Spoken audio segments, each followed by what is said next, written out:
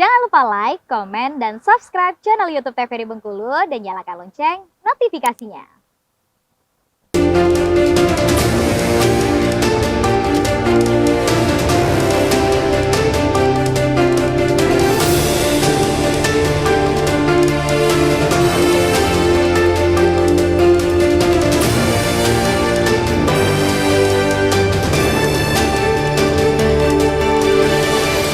Baik, kembali pemirsa di Berendo TVRI Bengkulu untuk edisi hari ini Senin awal pekan di 6 November 2023 dan masih bersama saya Khairul Fahmi dan kita masih berbincang mengenai topik penataan pedagang Kota Bengkulu dengan narasumber yaitu ada Bapak Virjoni Aprianto selaku Sekretaris Dinas Perindak Kota Bengkulu dan juga ada Bapak Yusri Rizal selaku Kasatpol PP Kota Bengkulu. Baik, kita berbincang kembali, kini kita ke Pak Yusri Rizal dulu selaku Kasatpol PP Kota Bengkulu nih.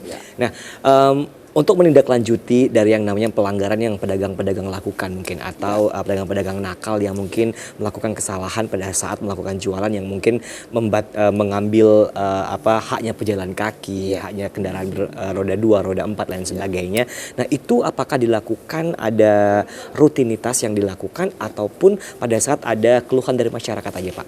Ya. Jadi ada kebijakan dari Pak PJ Wali Kota sekarang. Agar kami selalu melakukan patroli rutin untuk memberikan himbauan-himbauan dengan pedagang agar supaya mereka memahami dengan hak-hak ini. Artinya mereka punya hak untuk berdagang sesuai aturan. Kemudian ada lagi hak-hak pengguna jalan, ya kan, termasuk pengguna trotoar segala macam. Jadi inilah yang selalu setiap saat kita lakukan ya, sosialisasi patroli keliling. Keliling ini, patroli ini kita lakukan di 9 kecamatan Kota Bengkulu, bukan hanya Panorama saja. Ya. Selalu kita himbau masyarakat untuk tidak artinya meletakkan barang-barang di atas trotoar atau daerah milik jalan, ya sesuai dengan Perda nomor 3 tahun 2008. Ya, itu sudah pasal 22 dijelaskan bahwa dilarang ya orang ataupun badan menempatkan barang dagangan di atas daerah milik jalan. Oke, nah ini kan himbauan sudah sering dilakukan dan juga diberitahu kepada pedagang juga. Tapi saat ini kita masih melihat bahwa beberapa pasar itu saat ini pun masih terjadi kemacetan tentunya ya. Masih terjadi kemacetan dan juga masih sembraut dan sebagainya. Nah, ini apakah sanksi yang diberikan ke pedagang itu kurang tegas atau seperti apa sih, Pak? Jadi kita melihat situasinya ya. Jadi selalu kita himbau ya. Dan kita tidak pernah bosan untuk memberikan himbauan-himbauan ya dengan seluruh pedagang. Ada tempat-tempat yang artinya memang masyarakat sudah mengeluh ya. Langsung kita lakukan tindakan tegas. Tindakan seperti apa yang tindakan dilakukan? Tegas ya. Cuman kita harus ya mencarikan solusi. Jadi, pedagang ini harus kita carikan solusi. Bukan artinya serta-merta kita gusur seperti dulu ya. Yang melanggar langsung kita gusur. Tapi sekarang kita carikan solusinya. Kalau dulu langsung digusur ya? Oke. Nah, kalau sekarang kita carikan solusi ya, bagaimana pedagang ini bisa nyaman ya. Karena sesuai dengan moto Bengkulu. Artinya Kota Bengkulu yang bahagia dan religi. Jadi tidak serta-merta langsung diangkat terus berikan sanksi ya.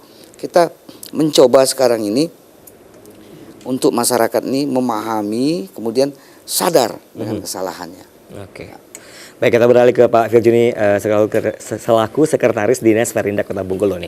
Nah, kalau tadi bahwa kita berbicara ke Pak Yusri Rizal bahwa mengenai yang namanya penataan yang melanggar dari badan jalan dan sebagainya. Nah, itu kenapa pedagang berdagang di sana itu mungkin karena kalau di dalam itu Pak pembelinya nggak ada. Nah, itu seperti apa kalau dari Dinas Perindak sendiri?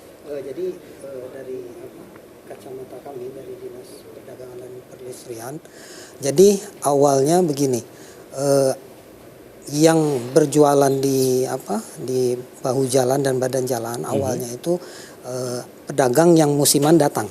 Oke, awal mulanya. Ya, awal mulanya. Mereka itu jadi dari Seluma, dari daerah Seluma, dari Kepayang dan Curug.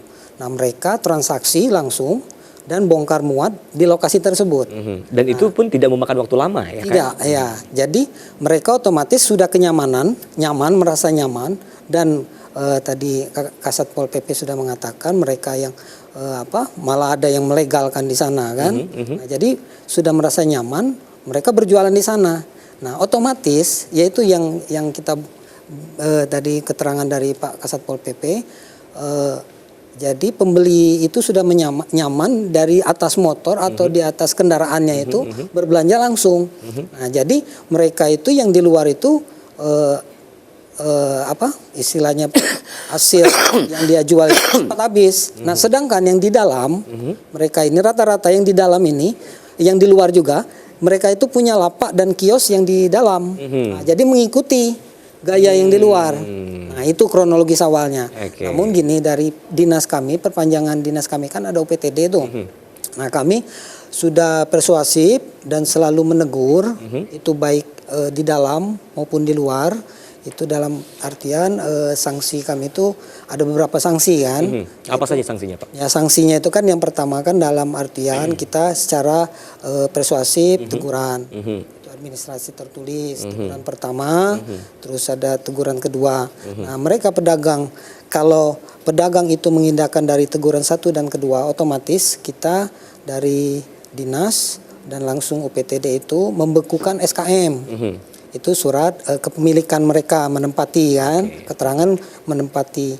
Nah, masih mereka pedagang itu membangkang, kami nyegel. Untuk teguran terakhir. Ya, teguran terakhir nyegel dan menyetopkan mereka pedagang. Tetapi dengan catatan, kami bukan yang di luar pagar pasar tersebut, hanya di dalam lingkungan pasar, karena di aturan Perda 06 itu tentang pengelolaan pasar itu kami hanya wewenang kami di dalam pasar. Di dalam pasar. Ya, namun yang di luar pasar kami tetap menegur, secara tertulis 1-2. Nah, disinilah kita sebenarnya pemerintah Kota Bengkulu ini PR bersama, bukan dari artinya kami saja dari Dinas Perdagangan dan dari Kasat Pol PP. Banyak sebenarnya OPD yang terkait, Pak ya. Nah, contoh ya itu dari OPD kami sendiri, Dinas Perdagangan, itulah fungsinya kami itu penataan pedagang. Terus ya dari Kasat Pol PP itu penertiban dan penegakan hukum. Nah, di situ di luar pasar itu kan masih ada beberapa OPD yang terkait. Itu satu Disub.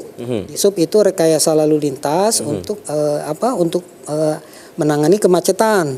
Nah, dan pasar ini setiap pasar mereka ini kan di sub ini terkaitannya ini mereka memiliki terminal.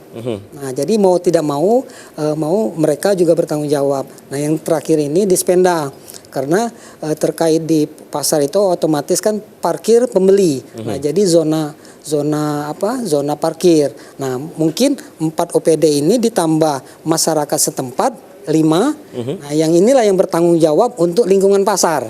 Baik itu pasar Minggu, pasar Panorama, dan pasar Baru Koto. Sudah koordinasi dengan beberapa ruang lingkup tadi, Bapak, tentang mengenai permasalahan-permasalahan pasar yang terjadi di Kota Bengkulu? Kalau selama ini kami terus, kami koordinasi.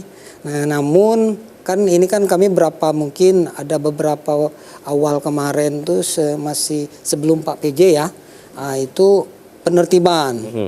Paling penertiban ya kami dalam artian kami laksanakan bersama Kasat Pol PP dan OPD-OPD terkait itu tertib. Nah, inilah yang waktunya pengawasan terakhirnya yang istilah pemerintah Kota Bengkulu, kita sudah agak lengah, mereka langsung dah jualan lagi. Inilah yang masih PR pemerintah Kota Bengkulu. Kemungkinan nanti secepat mungkin dalam bulan-bulan ini dalam bulan-bulan ini mungkin zaman Pak PJ ini kemarin sudah kami dipanggil dan koordinasi beserta Pak PLT Sesda, mungkin untuk pasar-pasar mana yang lingkungan yang macet, kami mungkin ada ambil tindakan penertiban, tetapi kami pasti sebelum penertiban itu kami menegur dulu secara tulisan persuasif. Mungkin kita bisa ambil untuk tegurannya itu cukup tegas agar lain kali nantinya tidak akan terjadi lagi hal-hal yang seperti ini ya Pak ya. Nah, baik, kita akan kembali pemirsa setelah jeda pariwara berikut, tetap bersama kami di Berndo TVRI Bengkulu.